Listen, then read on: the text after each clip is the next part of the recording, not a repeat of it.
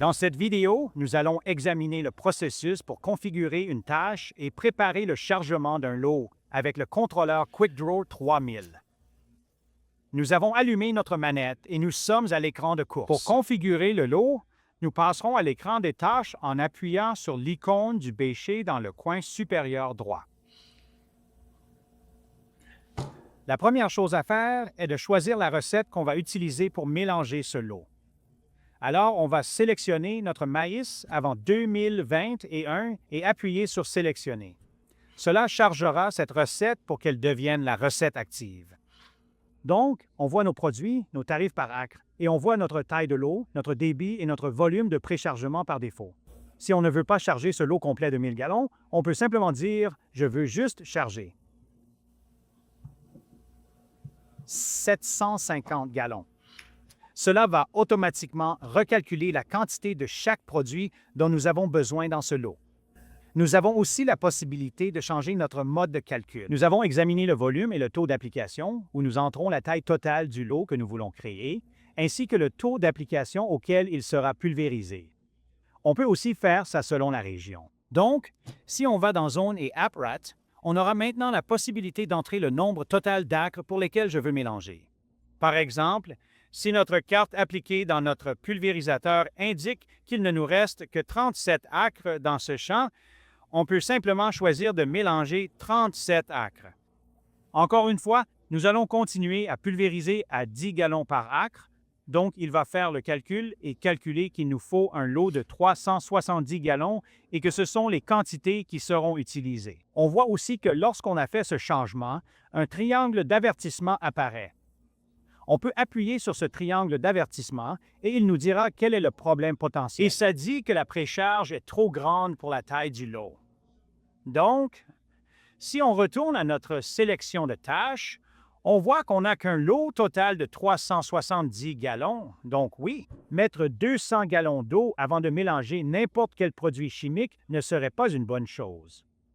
On peut alors changer ça pour dire « Hé, je veux seulement 20 gallons dans ce plus petit lot. » Et nous avons réglé le problème et notre triangle d'alerte disparaît. Une fois que j'ai défini la taille de mon lot, je peux alors entrer les informations qui identifient ce lot qui sera enregistré avec dans l'enregistrement. Pour faire ça, j'appuie sur l'icône Champ météo et voici l'information que je peux assigner au lot. Donc, mon cultivateur est déjà installé. Je tape simplement sur la boîte pour sélectionner une ferme, donc c'est la ferme Matt Walters. J'appuie sur « Sélectionner ». Je viendrai sur le terrain et j'en ai un seul en place, mais ce n'est pas celui auquel je vais postuler aujourd'hui. Donc, pour créer un nouveau champ, j'appuierai simplement sur « Nouveau ». On verra à la fin que l'arbre du champ de la ferme du cultivateur est une hiérarchie liée. Donc, ce champ que je crée sera lié à la ferme, dans le producteur auquel il est associé. Donc, ce sera juste la ferme Seas au Kansas, dans le comté de Rollin, où nous sommes situés, et le champ légal pour ce champ particulier sera le 02-10-33.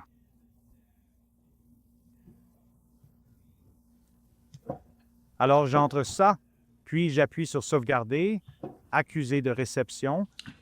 Donc, j'ai ajouté le champ numéro 6.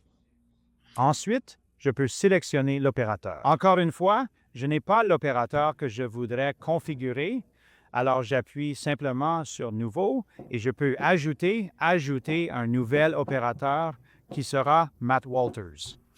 Appuie sur « Sauvegarder », accusé de réception. Maintenant, mon opérateur est réglé. La culture que je vais appliquer aujourd'hui est le maïs. Alors, nous allons la sélectionner.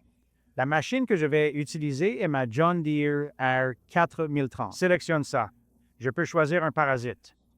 Au printemps ici, vous savez, en sortant de l'hiver, je suis en avance sur le semis de maïs au printemps.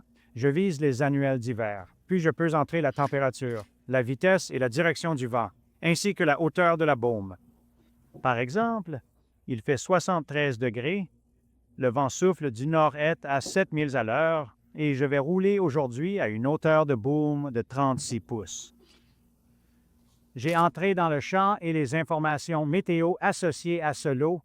Donc, je passerai ensuite à l'écran de course et je suis prêt à appuyer sur Start et mélanger ce lot.